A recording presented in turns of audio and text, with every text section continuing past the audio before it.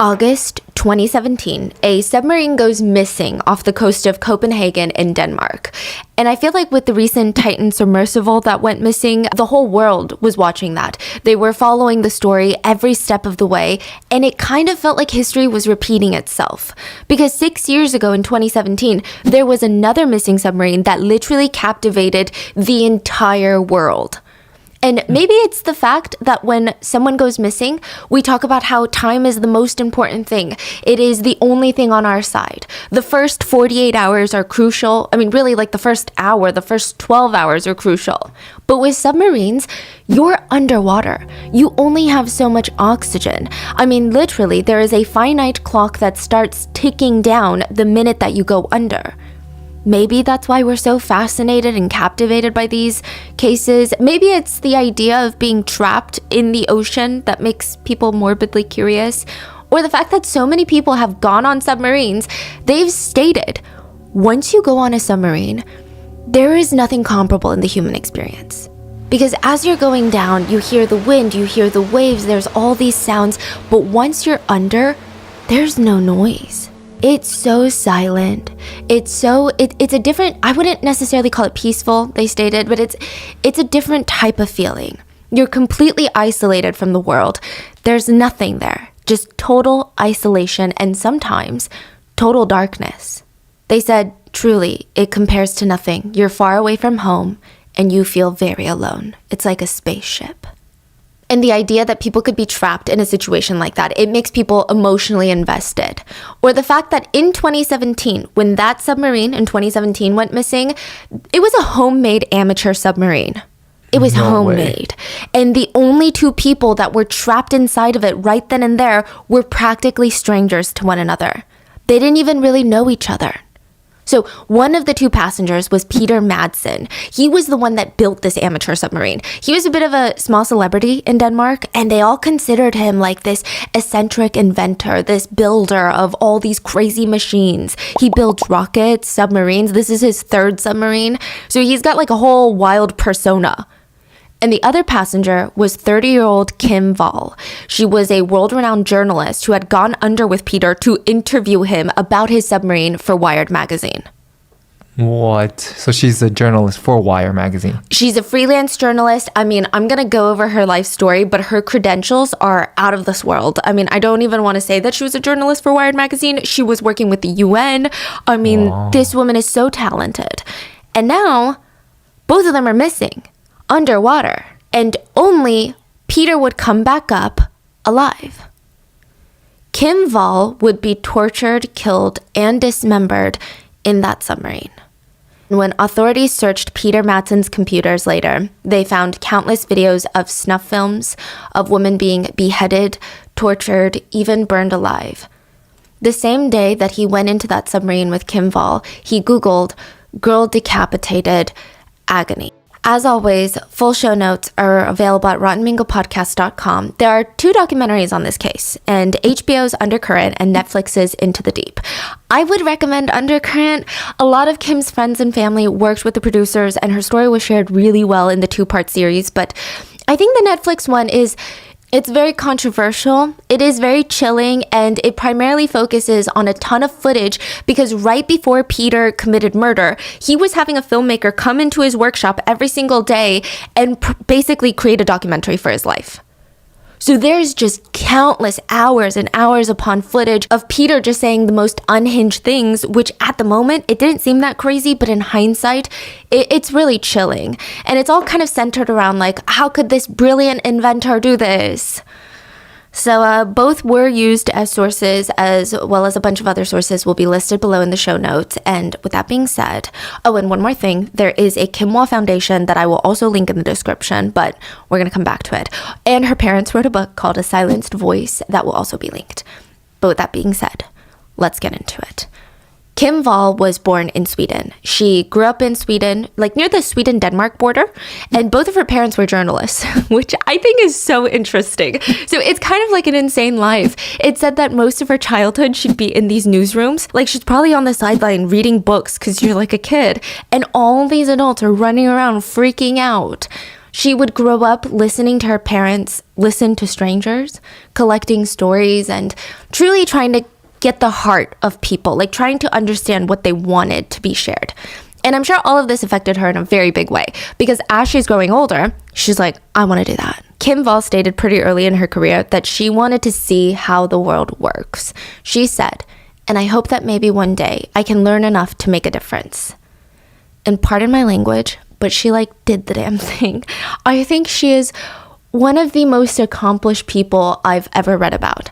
So she's an independent journalist that wrote about everything and everyone that she felt did not have a voice. She wrote for Harper's, The Guardian, The New York Times, Foreign Policy, Vice, Slate, Wired, South China Morning Post, The Atlantic. I mean, anyone, you name it, Time Magazine. Her work has been translated into several different languages. She has traveled the world. She went to Sri Lanka to report post-war efforts. She went to Haiti after an earthquake. She went to North Korea.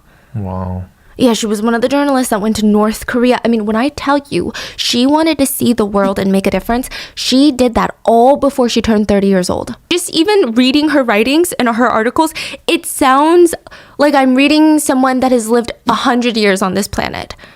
Just the way that she's able to connect with people and understand their stories is so admirable. She's got 2 master's degrees, one from the Columbia School of Journalism. She was a United Nations Press Fellow. She was learning Mandarin. She briefly went to the University of Beijing at one point. She went to college in London. Wow. She was literally an unstoppable human. I mean, her career, while it was short, it was incredibly prolific. Her professors at Columbia were so proud of her because they're like, wow, she's one of the students we're going to brag about. We're going to be like, I helped make that, And they would say that she's so smart, so tenacious. And even though it sounds like she had been in all these dangerous environments and going to all these places where most people would be so nervous to go, like North Korea, she would never knowingly put herself in these situations and do something reckless. It said that Kim Wall had a maybe strong level of skepticism, as most journalists. But her whole thing was, okay, if I don't do it, who's gonna do it? And some voices just do not get heard. So she would go to these nuclear waste sites and report about climate change. My name is Kim Wall. I'm currently in the Pacific on the Lady E, a Marshall government supply ship, on my way back from the weather. We've been reporting on the nuclear waste sites threatened by climate change. This is exactly the kind of stories I like to do, where you combine on the ground, shoot letter reporting with foreign policy analysis. They carve out the space for myself in the main domain of foreign policy. I think it's really hard to not deeply admire someone like that, and also just really want to be around someone like that. One of her friends said her strongest memory of Kim Wall was they were both in Delhi, India. They're both working there. And Kim comes up to the friend group and she's like, hey guys, you want to try this new Korean place for dinner? And they all agreed and they met up with her, but she starts leading them into, and this is how she describes it, a very dangerous part of Delhi. The part that every single person is like, don't ever go to this part of Delhi. Bad things happen in this part of Delhi. Don't go there. Every city has their bad neighborhoods. She's walking them straight into the bad neighborhood. Kim's just leading the group, pushing through the crowd of people. She turns into this tiny, quote, rundown building is how they describe it. And her friends are really hesitant, I don't think I really want Korean food that badly. And they follow her upstairs and it's you would never believe a restaurant like that existed in there. It was just the most quaint, homey Korean restaurant with Korean immigrants that owned it. And just the amount of culture and energy that was in that they said it was the best Korean food that they've ever had. And they said that this incident really describes Kim. She really liked to bring light to things that you would never guess to be so fantastic. That's the kind of person she was. So in 2017, she's working as a full-time freelance journalist, which is, it's really difficult, okay? I mean, I would imagine being a journalist is already so challenging, but as a freelance journalist, you have to basically, figure everything out yourself. You've got to find the story, do the reporting, sell the stories. Your income is constantly fluctuating. But Kim is seasoned. She even had gone through these courses, hostile environment training. So she was trained on what to do in the event of a horrible car accident, how to provide aid, what to do if she was being held hostage, or if she was kidnapped, or in a big mob situation. And this case is so infuriating because I think The anger that comes with this case is that she was just trying to do her job. She did everything right. She was just trying to do her job. So summer of 2017, Kim is living in Copenhagen with her boyfriend. She's doing freelance work, and it just felt like the pieces of her life were kind of coming together perfectly. And she told her friends that she loved Copenhagen. She said it's so cozy. It's like, I mean, she grew up not too far away from it, and she said she was outrageously in love with the city. She's trying to figure out her future. It's a little daunting, it's a little scary, but it's working. And it just feels like when one thing goes right, everything starts kind of going right. So Kim's career, although it's already so successful, it was just about to take off even more. So she's living with her boyfriend, and both of them get a very interesting work opportunity that opens up in China. So they're like, let's do it. We're going to pack up all of our bags and freaking move to China. Like, this is insane. But she kind of knows Mandarin, so it kind of makes sense. And this is like the next step in both of their careers. So they tell all of their friends, guys, we're moving to China. And it's like this huge, huge thing. Her friends are like, we got to throw this huge going away party. I mean, this is incredible. Congratulations. And the couple is so well loved. A lot of people were going to be showing up. But Kim is a workaholic. And she's like, okay, let me get one more story before I leave. No way. One last story. There was this man in Denmark that everyone knew. He was known as the Elon Musk of Denmark. I think it's quite of a stretch. Look, I don't know if being called an Elon Musk is a compliment to some people. To others, it's the worst insult you can get. But I think at least financially and to a degree scale-wise, it's a bit of a stretch for this guy. His name is Peter Madsen, and he was eccentric. People described him as being wacky. Other people called him a genius inventor. That's what they called him. But the truth is, the guy never really invented anything. He just built rockets and submarines. Those are all things that have already been invented. So he's just a maker of things, I guess. And he would do it on a very, very small scale. His whole dream was to put Denmark on the map of producing rockets. And he told everyone, why does the government need to fund rockets? If a civilian wants to build a rocket, they should be able to build a rocket. Like, they should be able to be an astronaut. He wanted to be the first amateur astronaut. Okay. And build like the first amateur rocket company. Basically, everything he knew about rockets was pretty much self-taught. So he would give a lot of poetic TED Talks about not limiting yourself. Look, the guy was... yeah, he was wacky. I mean, you can see why his story appealed to Kim. And in fact, Wired magazine was like, yes, Kim, do the story. We're going to buy it. Interview him. Find out what this guy's shtick is. Let's get to the bottom of it. Am I going to live through this? Plainly putting it, we live and you're going to die anyway, and there's no way around it.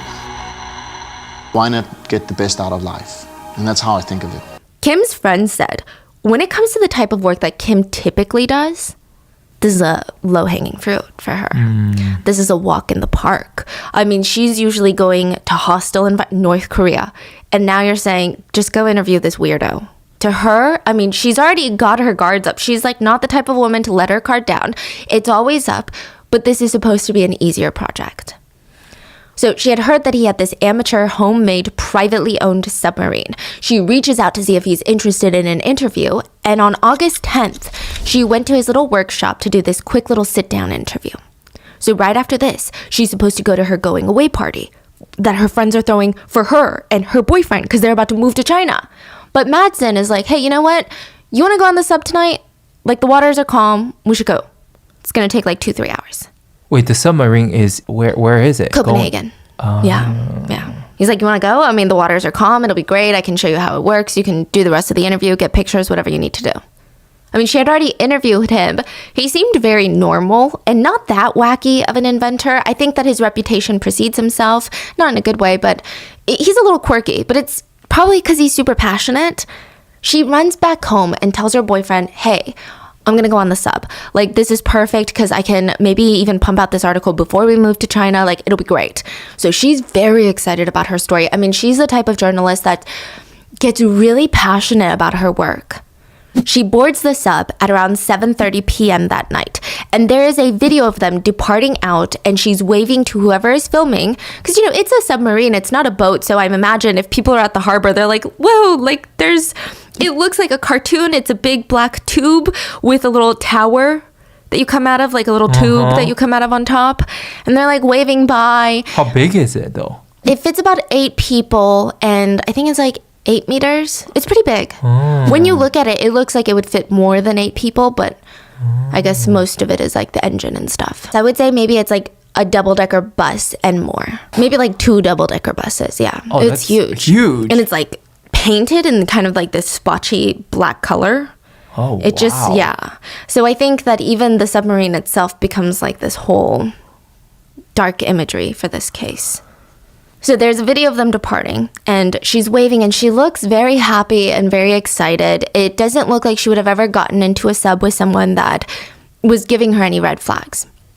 And it's not every day you go into a sub. And side note, this is not like the Titan situation. They're not going down super far. It's not like this impressive feat where they're trying to beat records or go where nobody's gone before or have only gone a few times. It wasn't like that at all. So truly, the risks of this were incredibly low. They're probably just submerging like 20 feet.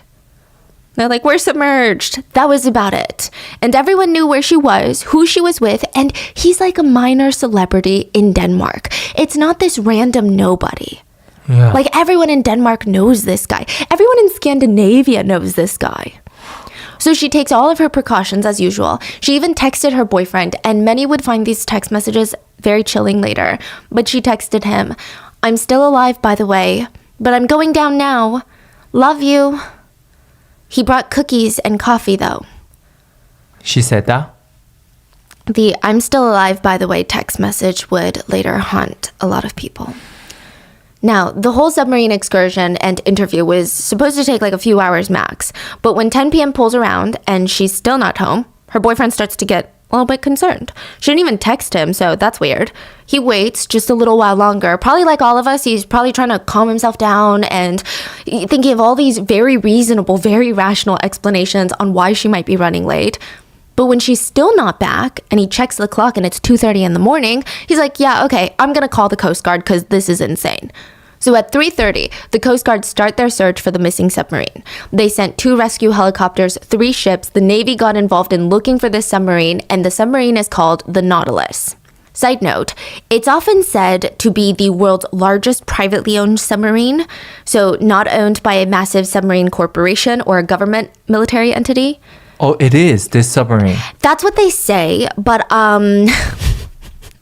if you've been listening since the start of Rotten Mango, we learned that the cartels had bought old Russian submarines to transport drugs. So I would say maybe it's like the most legally and openly owned submarine that are not owned by shadowy entities. Okay. Like organized crime entities. Okay, but it's still considered big, yeah. Yeah, so it's huge. And now it's missing. And everyone had the same question that they had when the Titan went missing. How do you lose a giant submarine? How does it go missing? Who's aboard the submarine? What's going on? And how much oxygen do they have left? So we know a bit about Kim. Let me tell you a little bit about Peter Madsen. Peter Madsen calls himself the maker of extreme machines. He would go on these TED Talks and say some wild things like, what if you got a crazy idea that you wanted to leave planet Earth? What if you got the idea that you wanted to go to space? Wait, he made TED Talks? Yeah. Wow. People today, they go out age 25 and they get a pension. Age 25, they worry about what's going to happen when they're 65. The banks are telling us to think about that sort of thing. You can have a prepaid funeral today so that there's no trouble when it happens. I mean, what kind of a world is it that we don't let ourselves live while we do it? Being aware of the fact that it has an end and we don't know when it happens can be a very strong motivation for life, for enjoying every second that we have of it, enjoying every second that we can use to tell stories, to enjoy the other people on this beautiful, wonderful planet. I just think it's so important to remember that we don't live forever and to spend that time remaining, that short remaining time, in the very best way. Take a look at this flying machine. Now, I'm looking at it in the sense of a sculpture. It's beautiful. It looks incredibly beautiful. I've always wanted to build my own airplane. I wanted it since I was a kid. I present to you the most powerful machine ever conceived by mankind. 6, 5, 4, 3, 2, 1.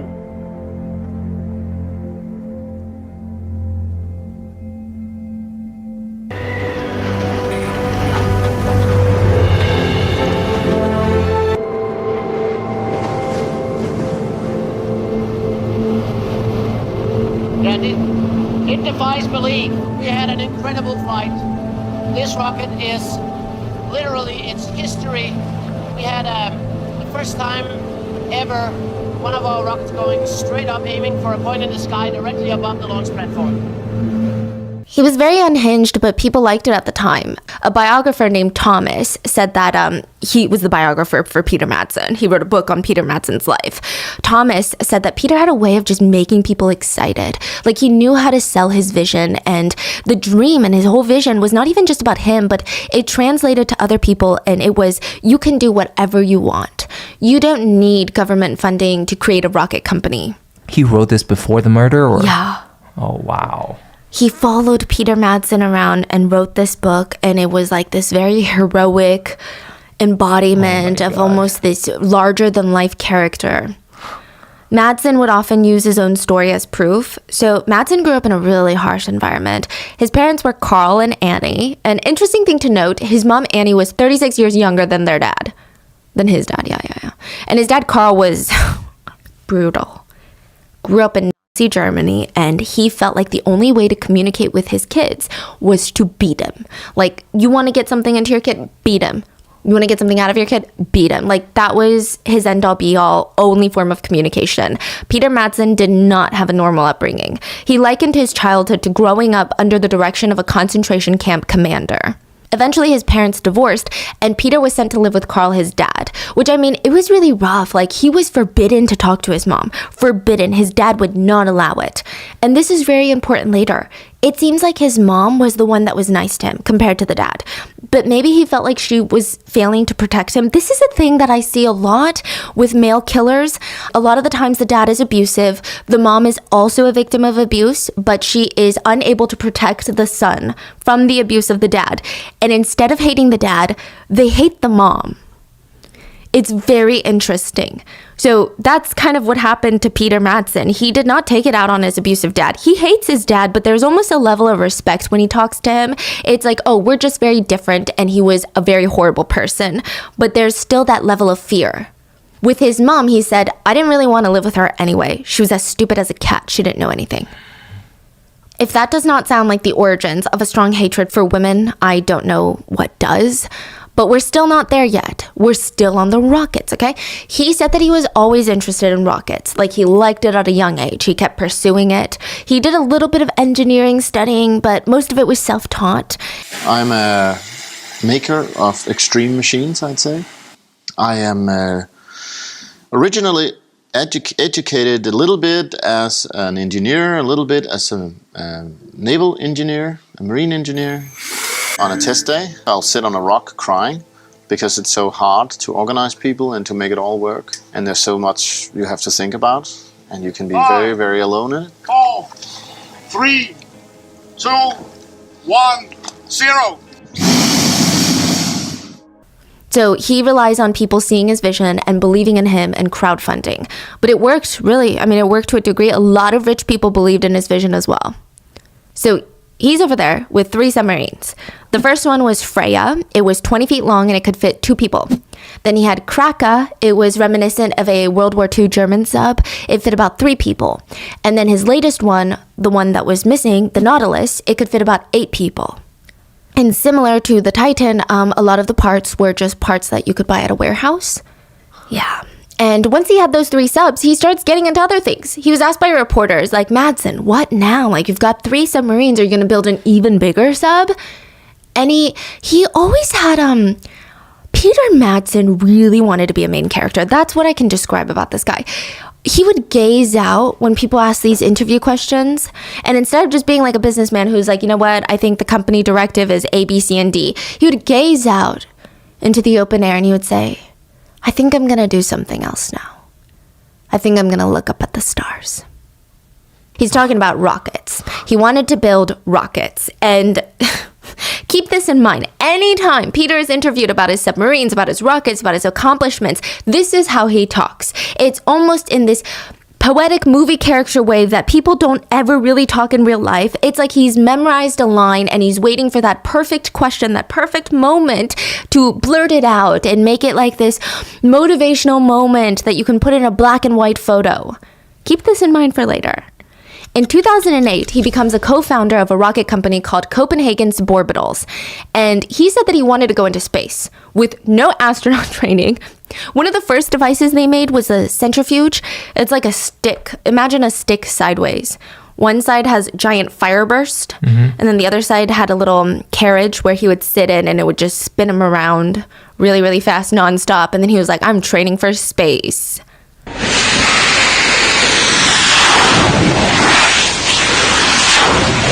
Pilot says that he is okay. The pilot says that he is okay. Incredible! It's completely incredible. This is an incredible ride.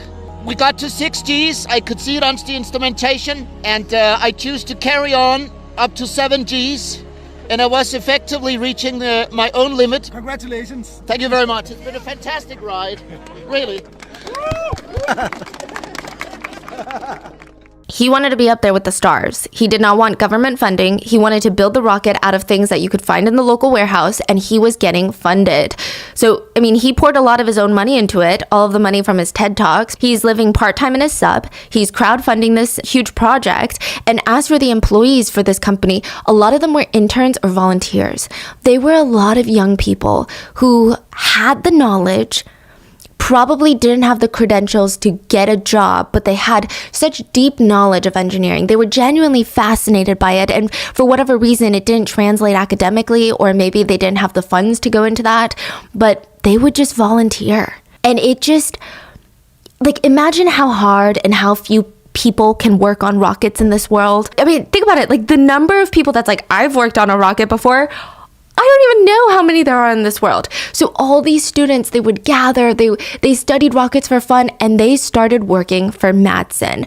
And because he was getting so much attention, the biographer even followed Madsen around, started writing his story, his life story. There were other people, a filmmaker that was making a movie about, quote, Rocket Madsen. That's what they all called him. Her footage was actually used extensively in the trial and in the Netflix doc.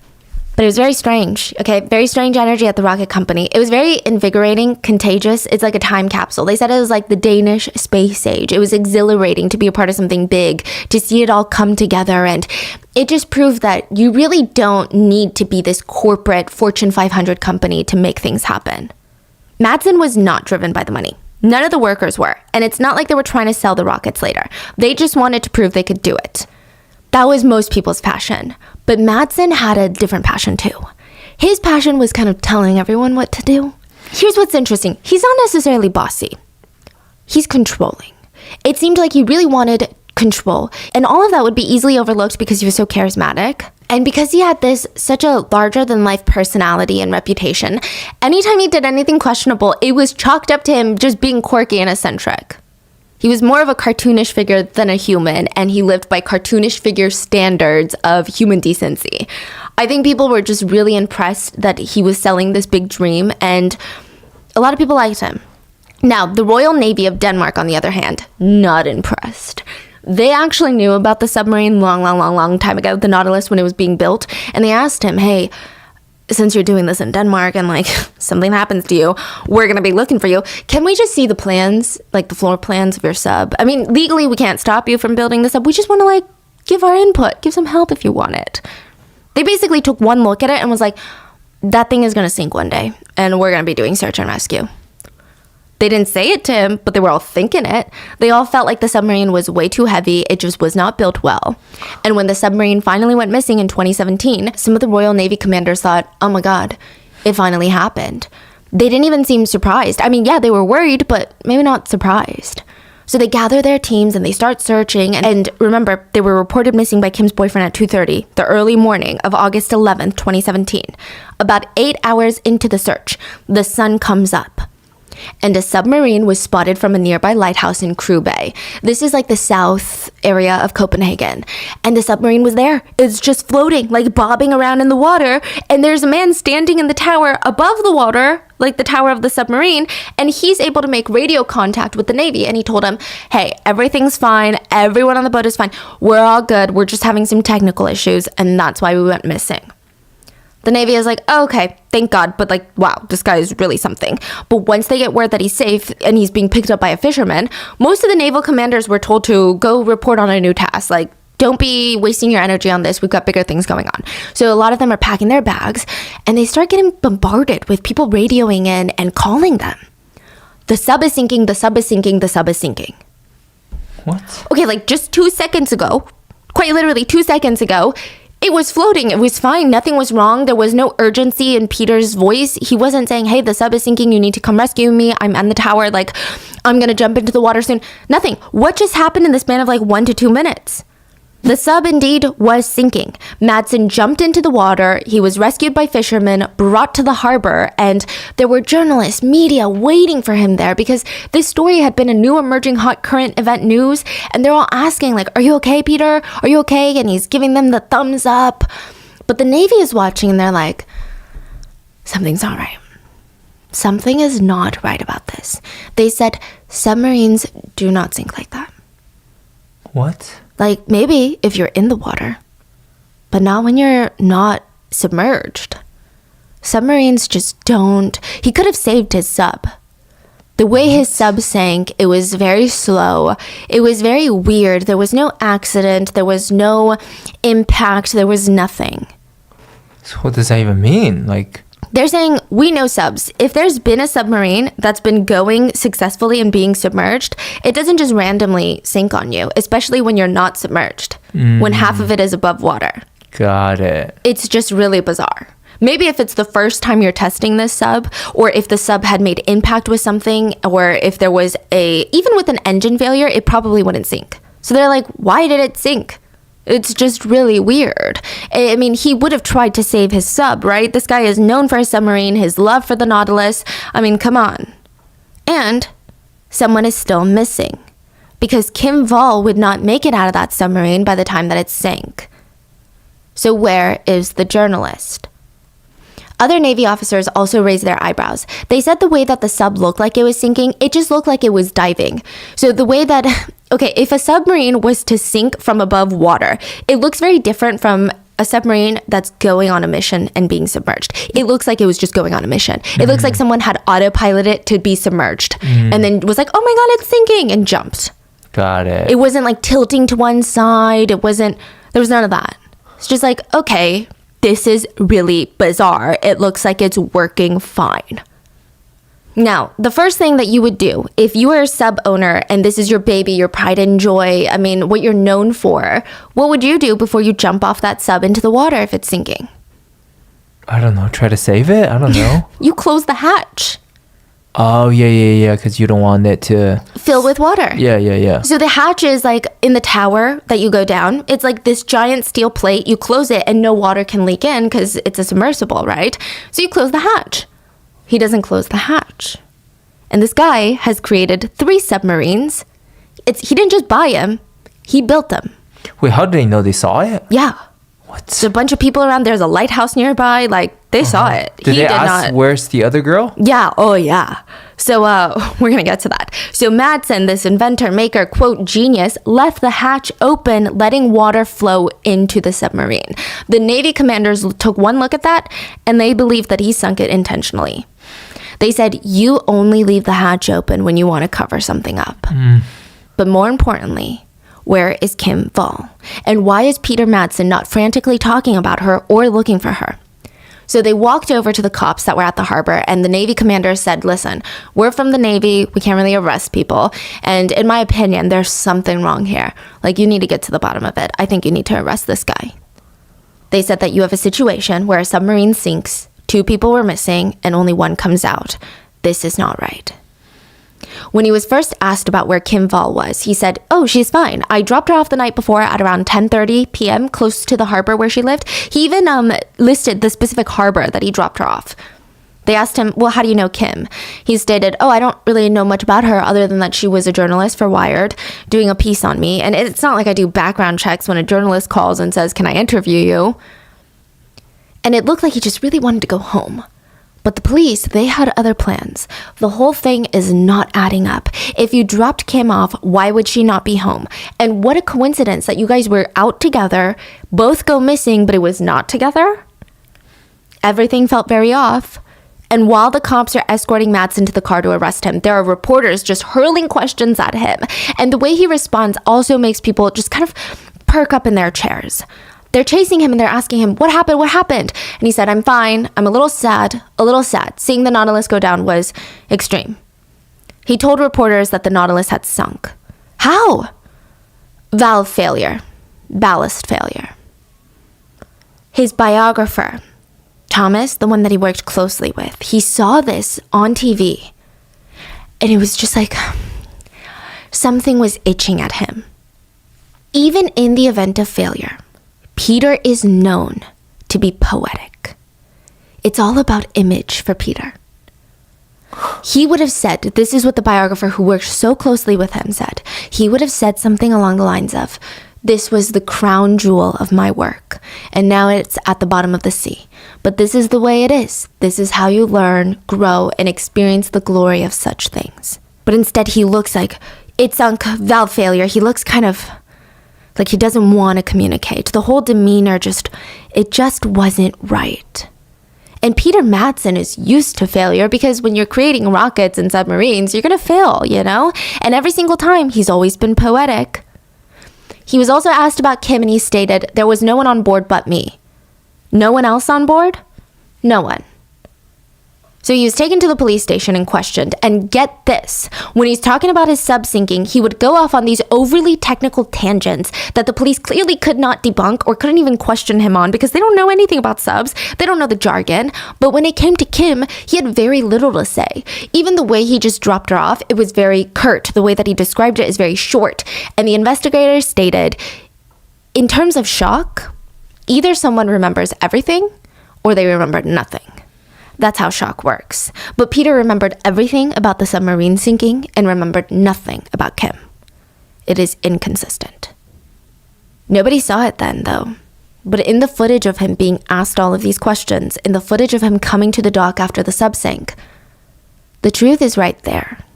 Because there, on the left side of his nose, is a little bit of Kim's blood.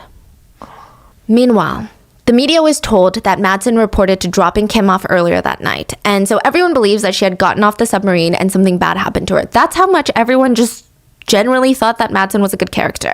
But even that didn't make the most statistical sense because in places like Denmark, it is very, very rare to get murdered or kidnapped. And Copenhagen is actually considered one of the safest cities in the entire world. Now, nobody is saying that bad things cannot happen to you in places like this, but what are the odds that something happens to her in Copenhagen and then his sub sinks right after, and it's just, what are the odds? When Kim's friends and fellow journalists heard the news of her disappearance, they were shocked, but their journalist brains went into overdrive. None of it made sense. There weren't enough facts, and the facts weren't adding up. There wasn't enough details about her disappearance. And they said, what do you mean she's missing? She's been to North Korea. I mean, she's been to some shady places. For her to go missing interviewing this guy is a bit weird. The police started to follow the lead Madsen gave, and they went to the harbor that he stated that he dropped Kim off, right? And they're trying to figure out, was Kim seen meeting someone else? Was she picked up by someone? Which direction did she walk off to? Thankfully, there was a bar nearby that had extensive CCTV range of the harbor, and they combed through the footage. Nobody that looked like Kim had gotten to the harbor that night. On top of that, there were no eyewitnesses of Kim that night, which is huge. She was all over the news in Denmark at this point. I mean, this was like the biggest story of that time. I mean, surely someone would have come forward if they saw her. The search for Kim continues, but instead of looking near the harbor, now the authorities kind of start searching in the waters. Their concern was, what if Kim is still in the sub? There could be an air pocket and she could still be alive and we have to get her. The Navy sent divers down, and much of the sub was flooded with water since the hatch was left open by Madsen deliberately. And they start going to all the windows, peering in. There were no survivors that they could see. Additionally, it did not seem feasible or safe for them to go inside. What? So, just to make the timeline more clear, August 10th, that night, August 10th, like 7:30, they get onto the sub. That morning, August 11th, Madsen is found and the submarine sinks. Not a single trace of Kim. The very next day, August 12th, Madsen is arrested and he appears in court. And this is like a preliminary hearing. He's not even technically really charged. His story wasn't adding up. There were just pretty big holes in his story, so it didn't make sense. August 13th, the authorities start lifting the submarine out of the water. Their plan was to get one of those giant, almost like cargo ships, like Navy ships, lift the sub up with these giant cranes that are on the ship and hope that it won't snap in half, bring it to the harbor where they would drain the water, I think like 9,000 gallons of water, and start searching the inside. That was the first real evidence that their suspicions were not unfounded. Kim was not in the submarine, but everything was a mess. Authorities reported finding what looked like pieces of flesh in the boat, in the sub. And there was still some water that didn't fully drain, and it had come up to their blue suits. They touched it, and when they got out, one of the naval commanders, they just had this weird feeling. And they sniffed it. It smelled very strongly of blood. And yes, it's a steel submarine, and some people think that blood has a metallic scent, which it does. But the naval commander is saying, no, when you're talking about blood in water that's been kind of diluted in water, it's a very specific smell. And we know that smell. They also found her jacket still in the submarine, which, why would anyone leave that? If she had been brought ashore to any harbor, right? Not that one, because clearly there's no footage of her there, but any harbor, she would have taken her things with her. She is not a careless woman. Why would she leave her jacket? She had like tickets, train tickets in the jacket still that she needed to be used. Why would she do that? But it still doesn't get authorities closer to finding Kim. And right now, the whole world seemed to be talking about this incident like they were the Titan. Was this a rescue mission or is it going to be a recovery mission? What's going on?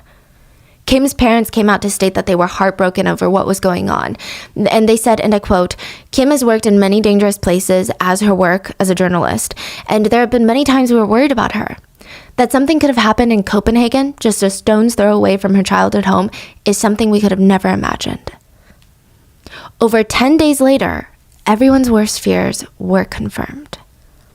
There was a flurry of police activity near the shore, which is not normal in Copenhagen. Media, civilians, everyone waited for a press conference, and everyone's thinking the same thing, but they didn't want to say it out loud. They believed that they found her body, but it was so much worse. They found a woman's torso, without her legs, without her arms, and without her head. Just a torso. It was clearly from manual dismemberment from another human and not ocean life. Authorities stated they do need to do DNA testing, but this is not really common in Copenhagen, so people thought, what are the odds it's not her? The results would show that it was in fact Kim Wall's torso. And this changed everything, including Peter Madsen's story. Peter Madsen said, you know what, you're right, I didn't drop Kim off. I was too nervous to tell you guys the truth from the get-go. According to his news story, he was opening up the hatch on the sub, which you would imagine is very, very heavy because you can't let any of that water come in when you're completely submerged. It's like this giant bolted steel plate, and then you gotta push it open so that you can get out once you're above water. He had to hold it up so that they could get through the hatch and get out, but he lost his grip, and he said this giant steel hatch came crashing down on Kim as she was trying to leave the tower, so it hit her in the head, knocked her out, she fell down, and she was dead. Wait, this is when they're trying to leave? Yeah. Not, okay. Yeah. What? So he said he knew it. He was so panicked. He felt awful, just horrible. And as someone who has been at sea for a while, he stated, he didn't know what else to do but give her a funeral at sea. So he threw her body overboard. His story conveniently leaves out the part that she was dismembered and the fact that her torso showed evidence of torture. There were markings on her torso that looked like inflicted wounds, torture wounds, as well as many stab wounds on her private areas were also found. So the authorities did not believe him, and it was scary that a killer could just stare them in the eyes and lie like that. I mean, to think that they would just believe it and send him home, like they had no idea what kind of monster they were working with. So they were determined to prove it. In order to build a case against him, they would have to explain how Kim died. Otherwise, a court would have a very hard time convicting him of murder. And the best way to prove it is to find Kim's body. Finding her head would be crucial in closure for families, but also for justice. If investigators could prove that she had no fractures or blunt force trauma to the head, his entire story would be debunked. But finding parts of her body in Crew Bay, nearly impossible. They said it's the equivalent of, do you know how big a football field is, right? Mm-hmm. Think about 10 football fields. Someone flies over in a helicopter and drops a quarter. Go look for that quarter. Yeah, that's how hard it was. And every day was even harder because the body parts would move because of the water current. So they had to bring in an oceanographer who was his whole life, all he did was study how things move in water. He would have to map out, okay, today we have to search this area because if there was anything dropped at this area, it would have moved to this area. But then if it was dropped at this area, it would move to this. It was so complicated. And on top of that, let me explain. If you were in this giant room, not this room is not giant, but like if you were in a giant room, you could see 10 feet ahead, 20 feet ahead if there's nothing blocking your field of vision. You could probably see the end of a stadium or a giant ballroom. In the water, you see like a book's length away, or at least this water. That's all you see. The rest is murky. So you can't just go in there and scan an area with your eyes and then be like, okay, like I scanned 100 feet. It's huge. It's looking for a tiny, tiny piece in a giant ocean. October 6th, 56 days of search, 50 divers a day. There are about 3,500 dive times recorded, 200 acres of area covered with the calculation of water movement. In the end, the police found Kim's legs and her severed head. No way. Yeah, and it showed that she had no traces of blunt force trauma or fractures. Peter's second story was a lie. And it was clear, with the evidence of the stab wounds, the prosecutors believed he took Kim down into the sub, trapped her in there, isolated her from the world, basically buried her with her own killer, and sadistically tortured her, killed her, and dismembered her. All because she was a woman doing her job. And before you say, well, it could happen to a man, but it didn't.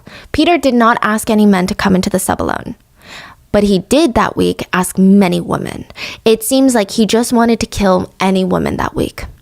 The first woman that would be alone in the sub with him was the one that he was going to kill. He asked multiple friends, multiple acquaintances, do you want to go into the sub? Some of these friends asked, oh yeah, great, sure, can I bring my kids? And he said no. And that friend said, that was really weird because Peter usually is known for wanting a ton of people around him. He loved big, big gatherings, especially the sub. Like he loved taking people down into the sub. So for him to refuse, it felt really off. So she said, maybe not. Like I gotta watch the kids, so I can't go. Now, the police searched through Peter's phone and his computer, which, side note, Peter really did not want to give them access to his computer. He kept screaming that he had trade and business secrets on there that the police were trying to steal. It was a huge ordeal, but they had a forensic expert try and get all the data from his devices. And the day that he got on the submarine with Kim, he was Googling girl beheading and the word agony. It was premeditated. He did it rationally, intentionally to fulfill some vile sexual fantasy that he had. His computer revealed a plethora of evidence. I mean, just film upon film of videos of women being beheaded, burned alive, killed, tortured. These are illegal, by the way.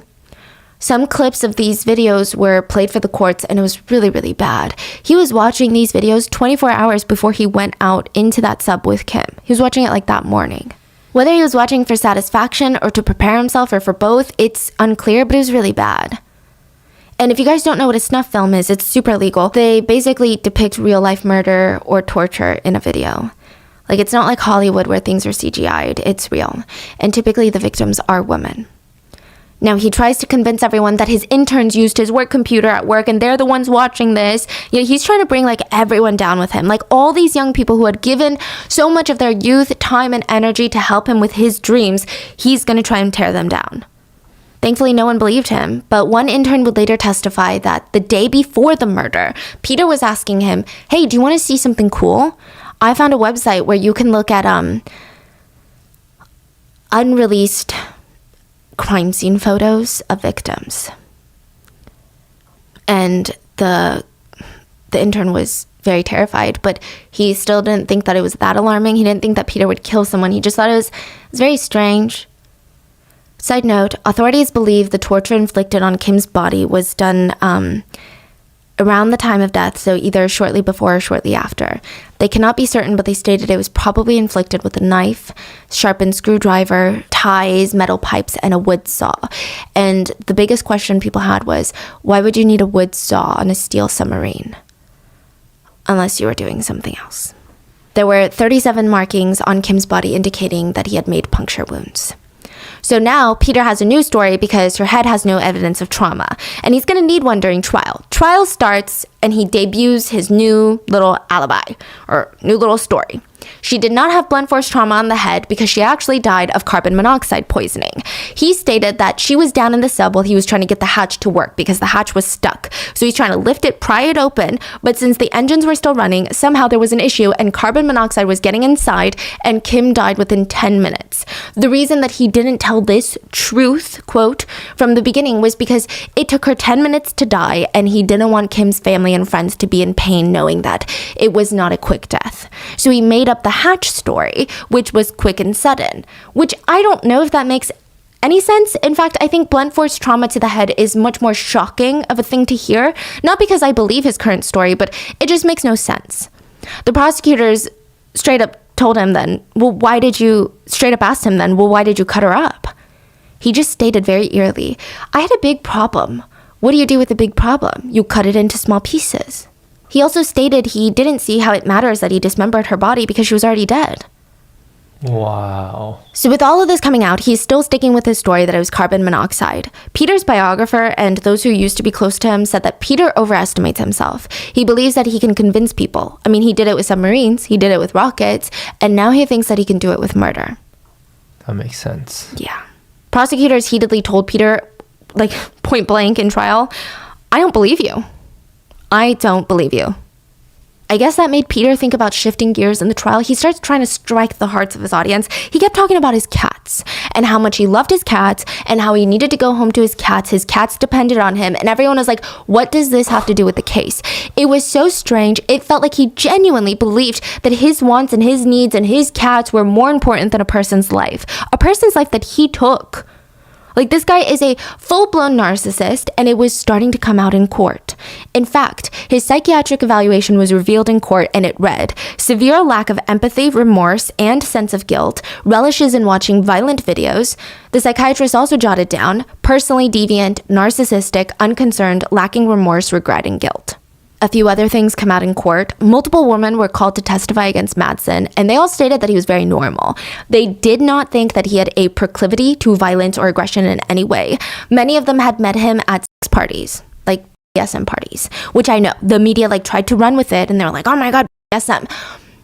That had nothing to do with it. They were all consenting adults at these parties, and on top of that, these women said that Peter never seemed aggressive. He always respected boundaries. He was a little weird. He would text women sometimes things like, I'm just a perverted poly with a dream of taboo-free places where all adults in their right mind can teach each other to do whatever they want. Sick, perhaps, but there's no cure. The women said otherwise he was very gentle. That's what they said. And I want to iterate that these women are not going into court questioning the validity of what happened to Kim. This is them telling the courts how shocked they were and how well this man hid his true intentions. These women were disgusted. They were not saying these things in defense of Peter Madsen, because at the same time, there were disgusting people online basically victim blaming Kim, saying that it was weird for her to go in the sub with someone she didn't know, forgetting that it's quite literally her job. Male and female journalists have to do this all the time, and typically the risks are higher, and they're higher for female journalists. So what do? Should we start telling women to stop being journalists? Or should we start telling people to stop killing people? I think the answer is very clear. Other horrible people judged the fact that she wore a dress on the submarine. They judged her for not wearing long pants. They're like, why else would you wear a dress to a sub? Wow. Another netizen commented, the video of her leaving in the sub gives me the impression that she's going on a date rather than a journalist on a mission. So I think these women were trying to show that every single woman out there, every single female reporter, every single reporter, no matter their gender, every single person who vaguely knew Peter would have gladly gotten in that sub that day. So, this is how unassuming he is. And that is so much more terrifying. Other women said, while he never did anything super alarming, he did have this weird energy about him. Some people said that he kind of viewed women as playthings more than human beings. They didn't really see a hatred for women, but, probably well hidden. These are just little things that they would pick up here and there. Oh, and side note, Peter is married. He was married in 2011, and he and his wife had an open marriage. Once he was arrested, his wife divorced him and never spoke publicly about this case ever again. Another important message came out during trial where he had jokingly texted one of his friends that worked with him. And one of the women that he worked with jokingly texted him, Peter, you gotta send me a little death threat or something so I can get my work done faster. Like, I need some pressure. I'm working so slowly. Wait, I don't follow. What does that mean? She's like, you need to scare me into working more. Because I'm like, we're moving so slowly. So, like, send me a death threat. Because technically Peter's her boss. Oh. So, they were known... This was before, right? Yeah. Oh. But his messages, again, in the context, he's joking, yes. But it's eerily similar to what it said that he did to Kim. He said, haha, okay, I will tie you up in the Nautilus and pierce you with skewers. Then my knife will come out and I will look at your throat, looking for the artery. I have a murder plan, and it's going to be great pleasure. April 25th of 2018, after 11 days, the court reached a verdict, and Peter Madsen was sentenced to life in prison. After serving 12 years in Denmark, you can apply for pardon. Average life sentences in Denmark, you typically serve 16 years. Wow, what? Yeah, so it's hard to say if he'll ever get out, but yeah. It still doesn't explain why. After he was sentenced, he had one final change in his story where he does admit to killing Kim. He doesn't explain how he did it. He doesn't go into detail on any of that. He just makes it about himself. He did multiple phone interviews while he was in prison. And I'm going to read a lot of the quotes that he said, and it's really chilling. He said, I didn't go around living a wonderful life and suddenly, bang, I got evil. Something made it happen. This is my confession. What the f*** happened? How can it be a mystery to you guys that good comes in a package with bad? There aren't heroes and bad guys. They're just humans. And under the right circumstances, under the right kind of pressure, under the right mistreatment, you can make people do just about every horrific thing to each other that you can think of. Okay, look, even now he's killed someone and he's trying to be this voice of teaching, this voice of reason and philosophy, and the one that is poetic about life. And it's just really agitating. He continues, you're looking for an explanation. Why did this happen? Peter said that he was so frustrated at his rockets not succeeding. He felt like he was no longer the sole center of attention, and it started to really mess with him. The way Peter says it is that he was being used. So remember how he started Copenhagen Suborbitals with a co-founder? Well, the co-founder allegedly came up to him and was like, hey, you can help build the rockets, but you can't be at the launches anymore. I don't think that this happened, but for whatever reason, there was drama and Peter was kicked out of Copenhagen Suborbitals. He started his own rocket company, literally in the same lot, just like looking at Copenhagen Suborbitals every day he went into the workshop.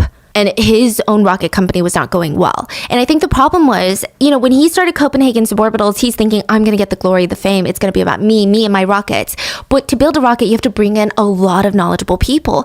And these knowledgeable people are not going to just say, yeah, boss, to everything you say, because you're building a freaking rocket. You need to do it right. So a lot of these people, when he would say something dumb, they'd be like, that's dumb. We cannot do that. Physically, we cannot do that. And he would get so irritated.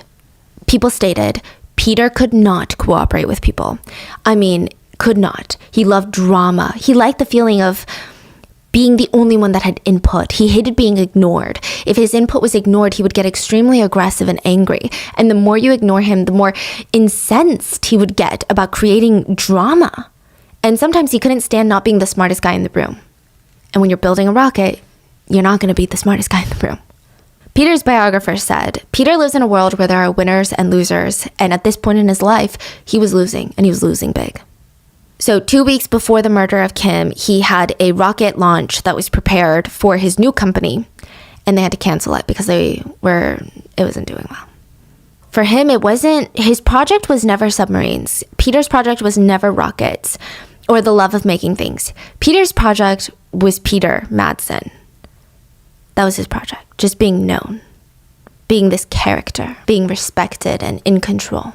Got it. So whatever he Wow. could do to get that, it wasn't actually the subs or the rockets. So Peter will never talk about how much he regrets the crime or what he actually did. He just talks about how stressed out he was and how miserable he was and how he was pushed into killing someone.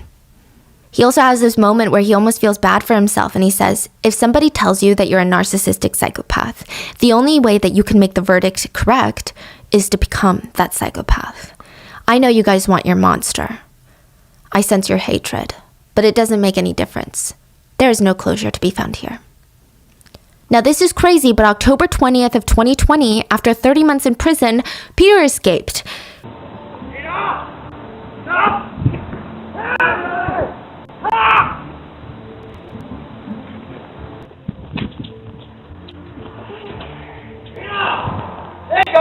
He managed to build a weapon in jail, threatened the guard to let him out, and he started making a run for it. It was a rather brief escape that ended with him sitting on the grass and sharpshooters surrounding him in Denmark. So again, this is, it's a lot. He just keeps proving to be worse than imagined. And of course, the question is lingering, has he done this before? An officer on the case said, this is his personal opinion, not the official police opinion. He said, what happened is very rare that you commit a crime like that as your first violent crime. Abusive or sexual crimes might have come first, just maybe not caught. It said that they had been looking into connections between Madsen and any unsolved disappearances or unsolved violent assaults against women. So far, there are no concrete connections. There have also been talks that he's a serial killer. I mean, that's in the air, if he was or not, but many state that he would perfectly fit the profile. Even in the Netflix doc, there's footage of him before the murder where he's trying to make his own movie, and he would get angry at work and he would say things like, I would like to kill someone with a spoon, and I would choose the person by chance. He then told the videographer that he was going to hack her to death, and she gasped, like, you're going to hack with an axe, like hack me to death? And he said, no, hug. You heard hack, I said hug. But that was definitely an unsettling moment in the doc. I think the case just devastated a lot of people around the world.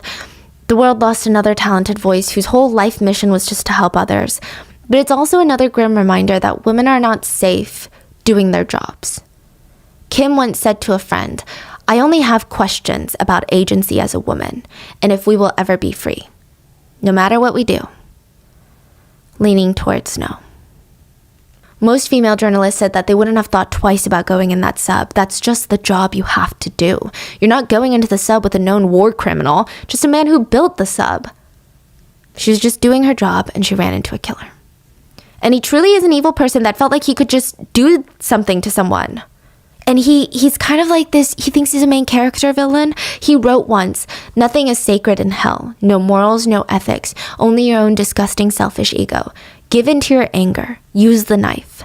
Hell is permeated with an evil that penetrates your head. He wrote, you need to choose between heaven and hell. And if you choose hell, a whole new world opens up. In his head, he's like the Hades, the god of hell.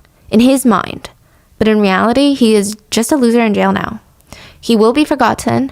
Kim Wall will forever be remembered. Kim's family and friends created the Kim Wall Memorial Fund, and they help female journalists. Her mom said humanity needs more courageous women like Kim, women who have the endeavor to tell, give their voices to the weak, and make this planet a better place to live. Kim, we miss you. I'm going to link the fund in the description. And that is the case of the missing submarine. What are your thoughts? Leave it in the comments. Please be safe. And I will see you guys on Sunday for the mini-sode, where we will be back in our Rotten Mango setting.